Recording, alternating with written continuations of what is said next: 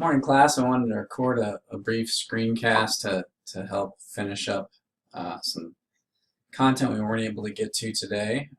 So I'm going to go through this early part pretty quickly and then spend a little time making additional points, but you'll note that we're launching a new unit, and that unit is the overall theme is humans and the environment, but the specific issue that we're going to be looking at this go-round is the role of carbon, its impact on the land or the natural environment, and then the politics surrounding the issues that are created by our carbon-dependent energy system and our natural environment, which we are also quite dependent upon.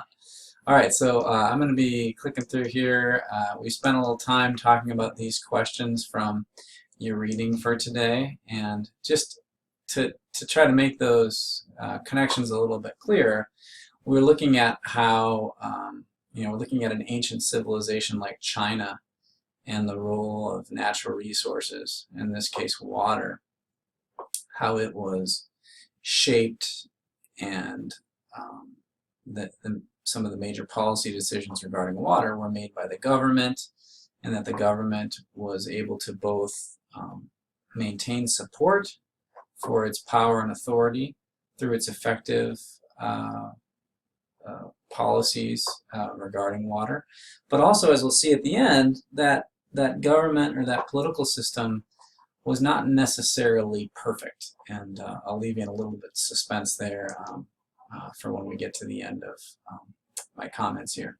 So we have here human population. We talked about this. I'm not going to rehash this much. If for some reason your notes are incomplete, you can of course pause this at any time and take steps to further round out your notes. But we're looking at sort of the parallel between human population and population growth, and then also highlighting some of the changes in how particularly the developed world of the last 500 years has met its energy requirements, its energy demands. And so we talked about energy surpluses and how energy surpluses have been instrumental. They've been one of the main focuses of the politics within a system, and there are important stakeholders that have tremendous interest in the outcome of energy-related political decisions. I talked about the status quo, meaning the way things are, and how certain people will either benefit or suffer depending on how energy policy is decided. Fossil fuel age, as I was wrapping up today, we talked a little bit about the renewable nature of energy prior to 1750, which again is when most historians begin the Industrial Revolution, or attribute the Industrial Revolution as coming online and beginning. And we talked about steam engines and how they were a promising new way of essentially automating energy. However, they weren't, as we see in their early going, particularly efficient. In fact, they're not even that efficient to this day, but nonetheless they're absolutely instrumental to the way that much of work and energy is accomplished. The way energy is used to accomplish work within our society. And I closed out today talking about positive feedback loops, and how once you make certain breakthroughs, those breakthroughs can feed back and feed greater breakthroughs in other parts. So, for example, the more efficient transport of cargo means there's a greater efficiency in the transport of coal, which was a form of cargo, energy that needed to be delivered to the factory or to the energy plant or what have you. So as transportation becomes more efficient, coal will be more efficiently delivered to its intended places where it can do its work and provide the energy to fuel the industrial economy.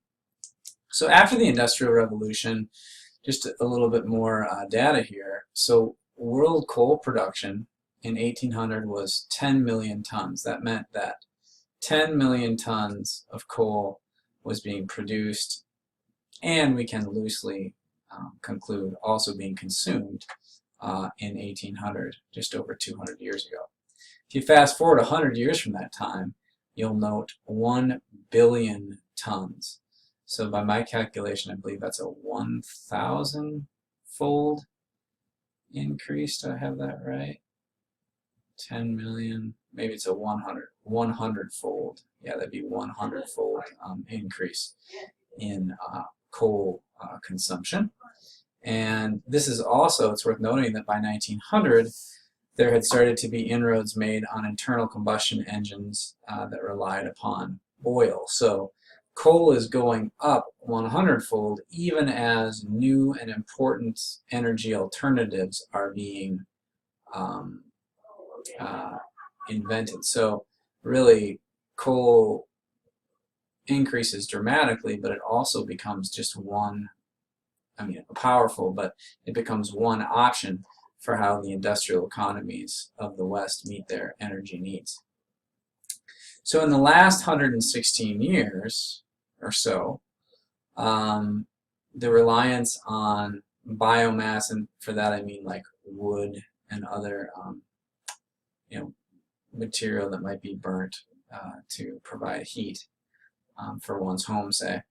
Coal, oil are providing tremendous amounts of the energy that are needed.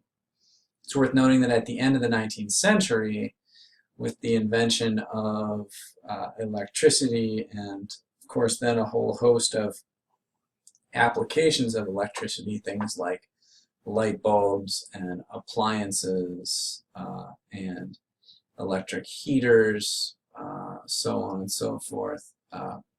With the electrification starting in the developed world and then expanding outward, of course the overall demand for electricity and energy is going to be increased tremendously.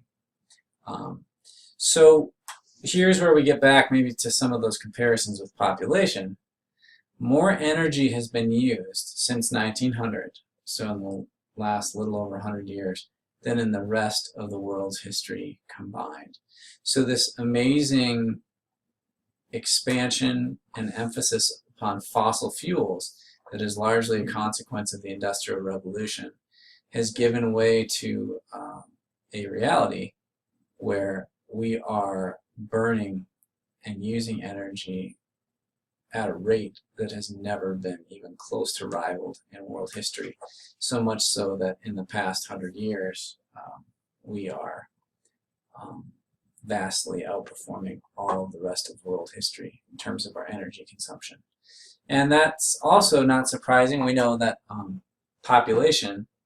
human population growth has somewhat mirrored that process based on the data I provided you earlier in class today. Now, I'm not super fond of this terminology. It's one that's used. A lot of the content for this lecture I took from a book by a gentleman named J.R. McNeil, who wrote a book, Anything or Everything Under the Sun, and it's about energy policy throughout history. But anyway, he uses the term, and I guess this term is used fairly regularly, the notion of an energy slave. And the idea is that concept means that, and you can't read all of this bullet, but it says the average global citizen today employs 20 quote-unquote energy slaves in their energy use. That means that on average, and again, in the United States, it's much more likely to be far more than 20, because this is a global average. But it means that the average citizen of the world today uses the energy for themselves, but then they consume energy that would give them the equivalent of 20 other people's work. So if you think about the energy needed to run a light bulb, to run a toaster, to run a blender, to drive a car, to do the everyday things that we need to run a computer, to light their office or their classrooms at work. all of those things require the equivalent of 20 other people working for them. And so in the United States, this is of course higher because we in the United States consume more than most others. So the fallout of fossil fuels, just briefly, there's of course the environmental impacts: air quality, water quality, noise pollution, traffic, climate consequences, of course something that we wrestle with and see wrestled with in the news today. Climate consequences were at least in the background of the news stories that you explored yesterday with coal trains in Washington State and the paddle in Seattle. But there's also inequalities in wealth, meaning what different world regions pay for the fossil fuels that they consume.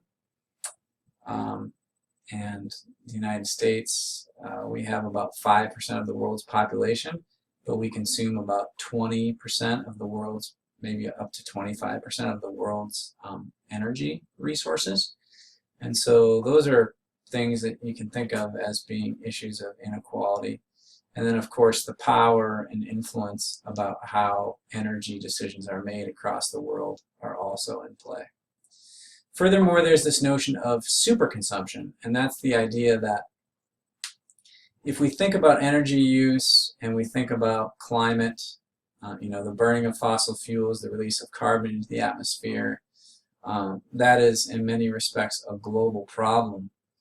And sometimes we think of overpopulation and the dramatic growth of world populations and places like India, China, Bangladesh, Pakistan, where fertility rates are really high and population growth is growing. But the notion of superconsumption suggests that the rate of growth isn't really the full point or the full concern here, because in places like the United States and Canada and Europe, the average citizen consumes far more energy than their counterpart in, say, Bangladesh or Pakistan. So even though we have a fairly modest rate of population growth in the United States, the fact that each new member of American society consumes such a significant amount of energy, it gives way to this concern about superconsumption. So not all individuals on Earth are equal in terms of the energy and resources that they consume. And so superconsumption takes note of the fact that the average American consumes between 50 and 100 times that of their counterpart in Bangladesh. And of course, these are issues like we covered in Unit 1 of widening wealth and power differentials, essentially inequality. And then also the notion of political stakeholders. How do we make decisions as a society surrounding energy, and who are the winners and who are the losers? So, and who are the, and how are all of us impacted by that process and the outcome? Okay? All right, thanks. We'll see you. Oh, sorry, I'll just finally leave you with this question. This is going back to where we started today. And I'll leave this question up, and maybe someone will come with a very insightful answer to it at the beginning of class tomorrow. Okay, bye.